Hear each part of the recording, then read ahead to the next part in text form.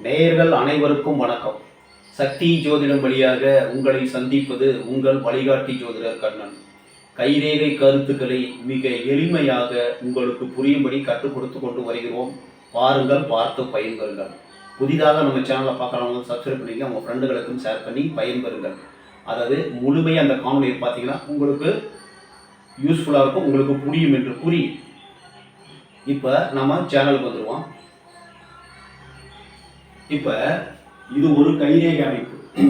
இந்த கைரேகை அமைப்புல கணவன் மனைவிக்குள் பிரிவு, இறப்பு, விவாகரத்து இந்த மாதிரி எவ்வாறு ரேகை அமைப்பு இருந்தால் வரும் அப்படிங்கிறத நீங்க தெரிஞ்சுக்கிட்டீங்கன்னா முதல்ல ஒரு தவறு நடக்க போகிறது என்று தெரிந்தால் அதுல இருந்து எச்சரிக்கையா இருந்துக்கலாம்.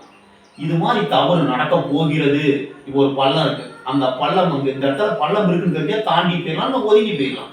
இதுக்காண்டி தான் நம்ம காணொலி போற வழிய இது தவறு நடக்க போகிறது என்பதை முன்னாடியே தெரிஞ்சுக்கிட்டோம்னா அதிலிருந்து விலகி நன்மை நடைபெறுவதற்கு வாய்ப்பு உண்டு. நம்ம என்ன நினைக்கிறோமோ அதுக்கு நம்ம தான் ரேகை ஓடும். இப்போ உங்களுக்கு ஒரு புரிதல், ஒரு முன்னாடி எச்சரிக்கை அப்படின்னா அதுல இருந்து விலகிக்கலாம் அப்படிங்கிறதான் இந்த காணொலிக்காண்டி விளக்கம். இப்ப ஒரு மனைவியாகப்பட்டவள் கணவனை விட்டு பிரிவது எவ்வாறு ரேகை அமைப்பு இருந்தால் நீங்க பாருங்க. இப்ப இந்த தார ரேகை இருக்கு. இந்த தார ரேகை நேரா புதன் வீட்டில் வந்து இப்படி வளைஞ்சு இப்படி செவ்வாய் வீட்டுக்கு வரணும். இப்படி வளைஞ்சு செவ்வாய் வீட்டுக்கு வந்துருச்சுன்னா ஒன்று கணவனை விட்டு வியாதி வந்து இறந்து விடுவாள், இல்லைன்னா ஒரு அற்ப காரணத்திற்காக வேண்டி கணவனை விவாகரத்து செய்து விடுவார். ரெண்டுல ஏதாவது ஒன்று நடக்கும். இது மாதிரி இருந்ததுன்னா எச்சரிக்கையா இருந்துக்கிறது நல்லது. இந்த தார ரேகை இப்படி வளைஞ்சு இறுதி ரேகை வெட்டி, இது பாச ரேகை. இந்த பாசத்தை வெட்டி செவ்வாய் வீட்டுக்கு வருது. அப்படிங்கும் போது வியாதியினால் மரணம் அடைவதற்கு வாய்ப்பு உண்டு. அது எப்பன்னா இந்த விதி ரேகையில் தடை காணும் வயதில் இது மாதிரி நடக்கிறதுக்கு வாய்ப்பு இருக்கு. விதி ரேகையில் தடை காணும் வயதில் இந்த மாதிரி நடக்கிறதுக்கு வாய்ப்பு இருக்கு. விதி ரேகையில் அந்த இடத்துல ஒரு இடத்துல தடை வரும். இந்த மாதிரி தடை வரும்னா அந்த வயதில் மனைவி உங்களை விட்டு பிரிவதற்கு வாய்ப்புண்டு, விவாகரத்து செய்ய வாய்ப்புண்டு, இல்லைன்னா மரணம் அடைய வாய்ப்புண்டு. ரெண்டுல ஏதாவது ஒன்று நடக்கும். இந்த தார ரேகை மேல அப்படி திரும்பிச்சுன்னா திருமணம் நடைபெறாது அப்படிங்கிறத நம்ம தெரிஞ்சுக்கணும். இப்ப கீழே வந்து வளைஞ்சு இறுதி ரேகை தாண்டி செவ்வாய் ரேகை வந்துருச்சுன்னா ஒண்ணு விவாகரத்து, இல்லைன்னா மனைவி வியாதியால் மரணம் அப்படிங்கிறத தெரிஞ்சுக்கணும்.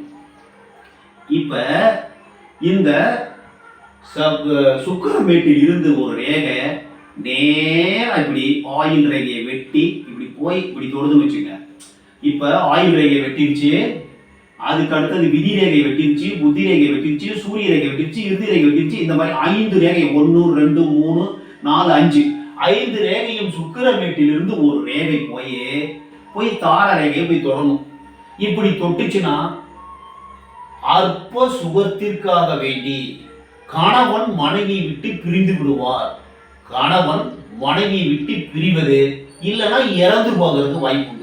இந்த ஆயில் ரேகையை வெட்டும் இடம் இருக்கு பாத்தீங்களா, அந்த வயதில் மனைவி விட்டுட்டு இறக்கிறது வாய்ப்பு. ஏதாவது ரெண்டுல ஏதாவது ஒன்று நடக்கும்.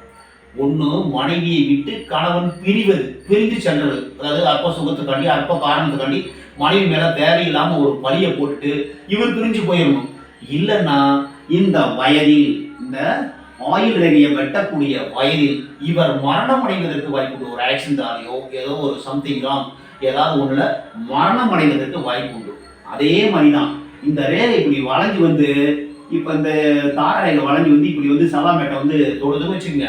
ஒரு அற்ப சுகத்திற்காக வேண்டி அவன் மனைவியை நல்லாவே பார்த்துக்கிற கணவனாக இருந்தா கூட அதாவது கணவனை விட்டு மனைவி பிரிவதற்கு வாய்ப்பு உண்டு, இல்லைன்னா வியாதி வந்து மரணம் அடைய வாய்ப்பு உண்டு.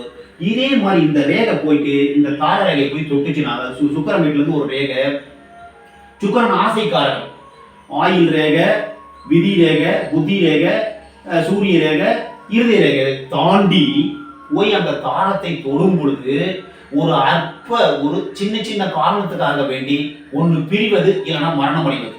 அதாவது கணவர் மரணம் அடைவார், இல்லைன்னா பிரிஞ்சிடுவார். அதே மாதிரிதான் மனைவிக்கும். இந்த மாதிரி உங்களுடைய ரேகை அமைப்பு இருந்ததுன்னா நீங்க எச்சரிக்கையா இருந்தீங்கன்னா மனிதனுடைய மூளையினுடைய செயல்பாடு வந்து கையில ரேகையா ஓடுதுன்றாங்க. நீங்க எச்சரிக்கையா இருந்தா அந்த விஷயத்திலிருந்து தப்பித்து நீங்கள் நல்லபடியா வாழ்வதற்கு வாய்ப்பு இந்த ரேகையை மாறும். அதான் புரிஞ்சுங்க. இந்த ரேகை இப்படி இருக்குதுன்னா நீங்க முன்னாடியே தெரிஞ்சிட்டீங்கன்னா அதுக்கு தகுந்த மாதிரி ஆன்மீகத்தில் ஈடுபட்டு உங்களுடைய மனதை செம்மைப்படுத்தி நல்ல ஒரு எண்ணத்தை வளர்த்து கொண்டால் இந்த ரேகையெல்லாம் மறைவதற்கு வாய்ப்புண்டு. 6 மாசம் 3 மாசம் ரேகை மறையும். நல்லது நடைபெற வாய்ப்புண்டு. நல்லதை நினையுங்கள், நல்லதே நடக்கும் என்று கூறி மற்றும் ஒரு சிறப்பான காணொளியில் உங்களை சந்திக்கும் வரை உங்கள் வழிகாட்டி ஜோதிடர் கண்ணன். வணக்கம்.